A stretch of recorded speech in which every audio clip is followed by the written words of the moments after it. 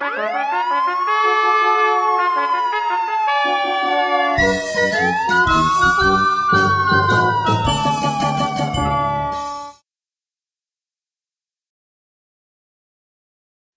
adalah suatu bencana, malapetaka atau musibah yang ditimbulkan oleh api, yang tidak diharapkan, tidak dibutuhkan, sukar dikuasai dan merugikan. Faktor-faktor penyebab terjadinya kebakaran. 1. Faktor manusia. Kurangnya pengertian terhadap penanggulangan bahaya kebakaran. Contohnya seperti mendekat-dekatkan benda yang mudah terbakar ke sumber api atau panas seperti meletakkan kompor yang sedang menyala di dekat dinding bilik papan atau benda yang mudah terbakar. Menempatkan lampu, obat nyamuk, pedupaan yang sedang menyala di tempat yang mudah terbakar.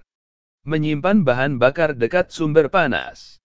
Memadamkan api kebakaran yang sedang terjadi dengan memakai peralatan pemadaman atau media pemadaman yang bukan pada tempatnya seperti memadamkan api kebakaran yang berasal dari kebakaran benda cair bensin, solar, minyak tanah dengan menggunakan air. Kelalaian. Contohnya seperti tidak pernah mau memperhatikan atau mengadakan pemeriksaan secara rutin terhadap alat-alat yang akan dan sedang dipakai seperti kompor, generator, instalasi listrik, peralatan listrik. Tidak pernah mengadakan pengamatan terhadap lingkungan situasi setempat sewaktu akan meninggalkan ruang kerja dan tempat tinggal. Membiarkan anak-anak bermain api. Tidak pernah mengadakan pengontrolan terhadap perlengkapan alat pemadam kebakaran. Merokok sambil tiduran di tempat tidur. Tidak mematuhi larangan-larangan di suatu tempat. Disengaja. Contohnya seperti dilakukan oleh orang-orang yang tidak bertanggung jawab dengan maksud mencari keuntungan pribadi, kepuasan batin atau untuk menutupi menghilangkan jejak kejahatan. Pada masa peperangan dengan adanya politik bumi hangus, dijatuhi bom-bom bakar atau sabotase. Kejadian huru-hara. 2. Penyalaan sendiri. Contohnya seperti pada penyimpanan kopra, tembakau, gaplek di gudang. Pada timbunan sampah.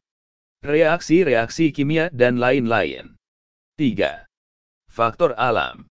Contohnya seperti gunung meletus yang menimbulkan awan pijar dan batuan pijar, lahar panas, gas-gas panas, gempa, angin puting beliung, sinar matahari dan lain-lain. Klasifikasi kebakaran. Yang dimaksud dengan klasifikasi kebakaran ialah penggolongan atau pembagian atas kebakaran berdasarkan pada jenis benda-benda, bahan-bahan yang terbakar. Dengan adanya klasifikasi kebakaran tersebut diharapkan akan lebih mudah, lebih cepat dan lebih tepat mengadakan pemilihan media pemadaman yang akan dipergunakan untuk melaksanakan pemadaman. Indonesia telah memberlakukan klasifikasi kebakaran NFPA ini sesuai dengan Peraturan Menteri Tenaga Kerja dan Transmigrasi No.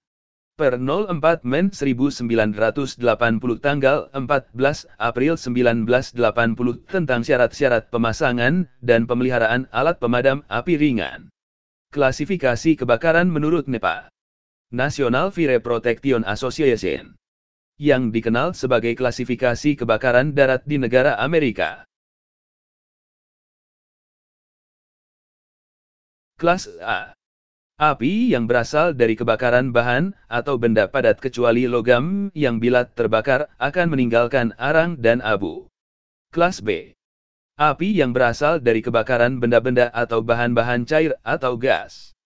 Misalnya bensin solar, spiritus dan lain-lain. Kelas C.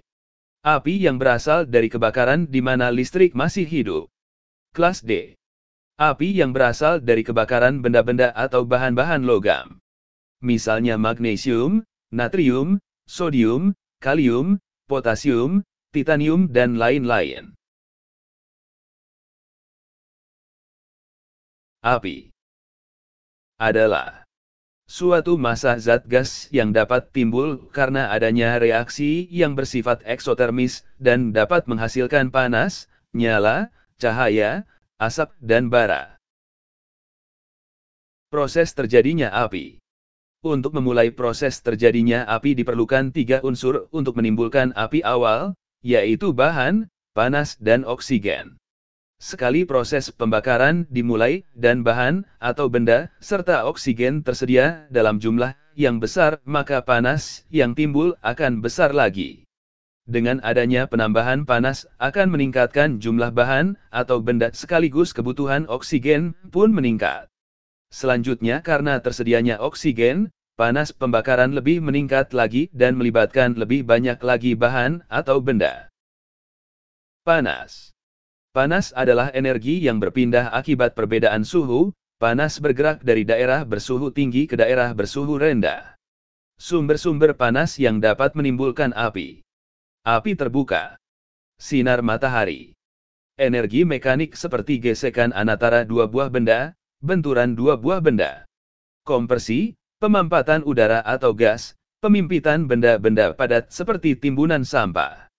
Listrik seperti beban lebih pada kabel listrik, peralatan listrik kompor, setrika, dan las listrik. Proses kimia seperti campuran kapur sirih dengan air asam sulfat dengan air. Oksigen. Oksigen adalah gas tidak berwarna, tidak berbau dan tidak berasa yang mengisi 20% dari udara yang kita hirup. Benda atau bahan. Berdasarkan bentuknya benda yang dapat terbakar dibagi menjadi 3 golongan, yaitu benda padat, benda cair, benda gas. Berdasarkan suhu penyalaannya benda dapat terbagi menjadi 2 kelompok besar, yaitu benda yang mudah terbakar yaitu benda-benda yang mempunyai suhu penyalaan rendah.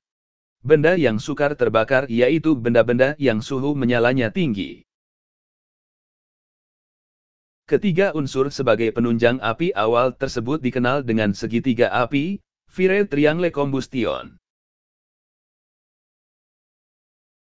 Metode pemadaman. Prinsip pemadaman adalah merusak keseimbangan campuran antara unsur atau faktor penunjang terjadinya api. Telah diurutkan terdahulu bahwa proses pembakaran untuk menimbulkan api dibutuhkan 4 faktor, yaitu bahan, panas, oksigen, dan rantai reaksi kimia. Bila mana salah satu dari keempat unsur atau faktor tersebut tidak ada, maka api tidak akan terjadi.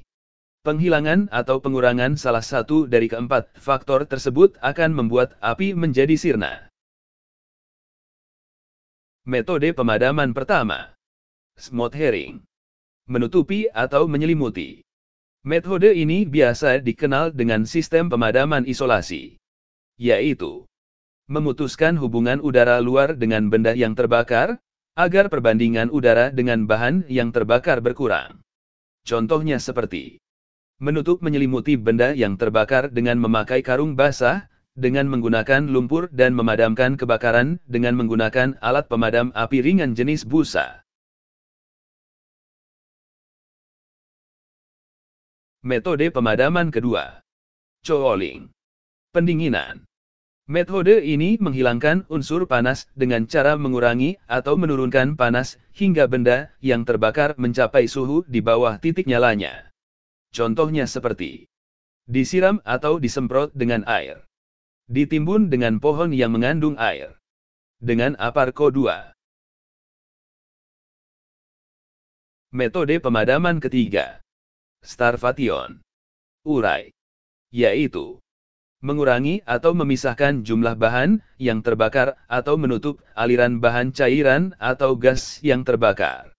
Contohnya seperti memisah-misahkan benda-benda yang terbakar, menjauhkan benda-benda yang belum terbakar, menutup keran pada instalasi aliran minyak atau gas yang terbakar.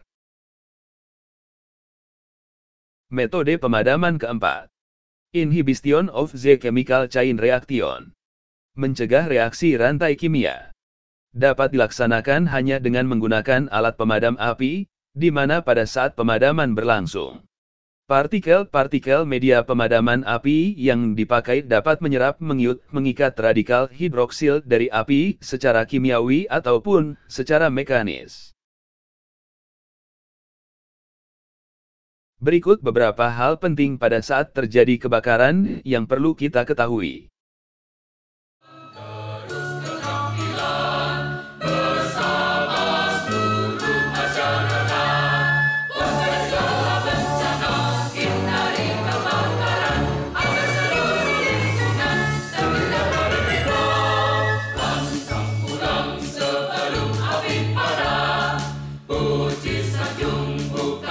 Pelihara